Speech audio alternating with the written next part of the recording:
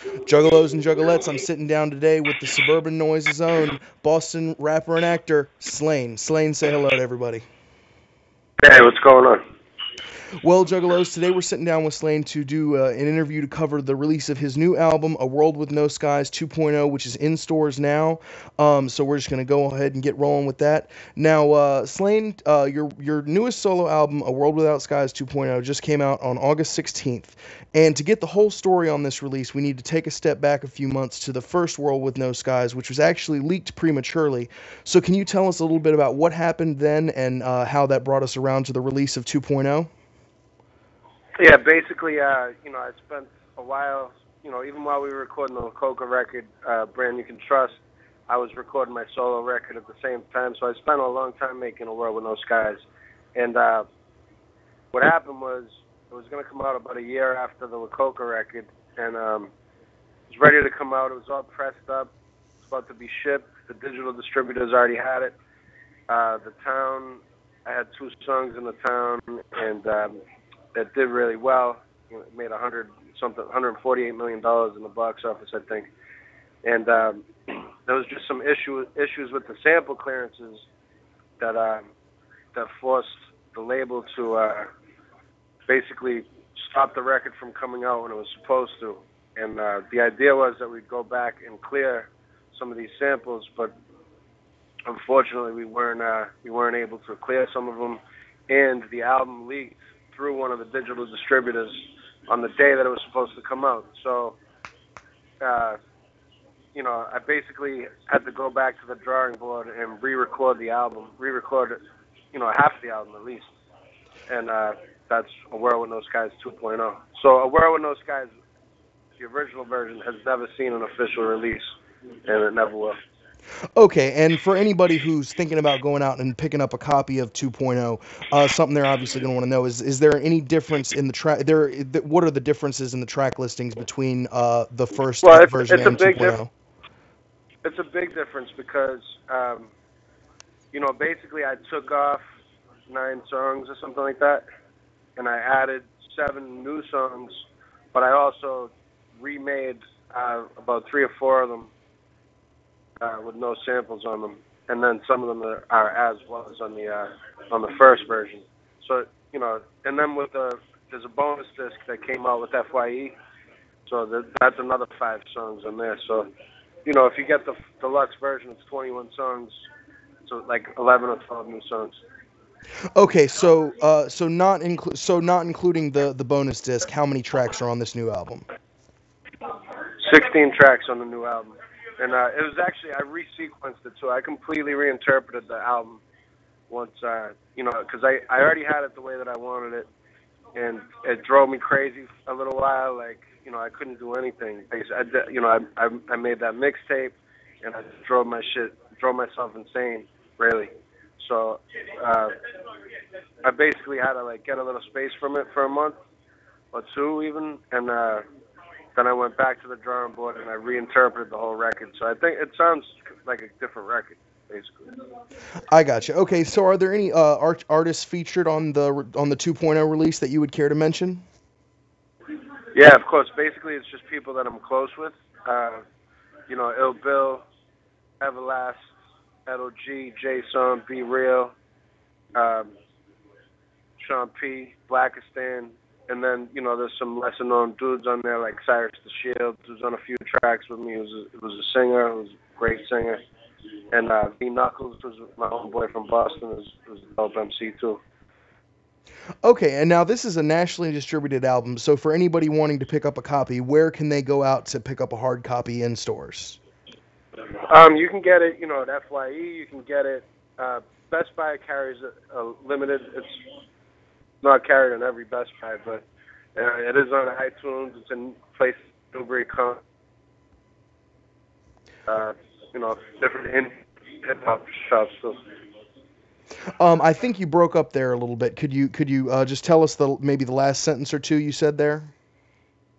Yeah, it's at FYE. It's at Newbury Comics. It's on iTunes, Amazon, undergroundhiphop.com, Bull Moose, HMV, carried in Best Buy and certain stores. I gotcha. Now switching gears a little bit, is there any news to report from the world of La Coka Nostra about a possible upcoming release or anything happening with that group? Yeah, we're gonna work on some stuff soon, starting in September before I head out for my solo tour. Um, and hopefully we'll have like an EP release sometime soon, maybe before Christmas even. Okay, so the next La Coka Nostra release we're looking at will be an EP rather than a full album. I think so because we want to put something together uh, soon so that people have something, you know, something soon, and then we'll be working on an album at the same time and hopefully come out late 2012. But I think you'll get a dope Coca EP sometime in the next 3 to 4 months. Okay, awesome. Now, also let's touch on your solo tour. Do you have any details about when that's kicking off? What cities you'll be hitting? Any of the details from that? Yeah, I'm going all around the U.S. with Head PE, who's my label mates at Subnoise, and the tour runs from September 29th to November 19th. People can check on my Facebook, Slaine.official, for dates on there, and my MySpace page, and Twitter to stay up to date on shows and all stuff like that. Okay, switching gears again. A few months ago, you were the co-star of the movie The Town with Ben Affleck. Do you have anything new happening in the acting side of your career that you can tell us about now? Yeah, I did a movie with Brad Pitt, James Gandolfini, and Ray Liotta that I shot earlier this year that comes out in March. It's called Coden's Trade.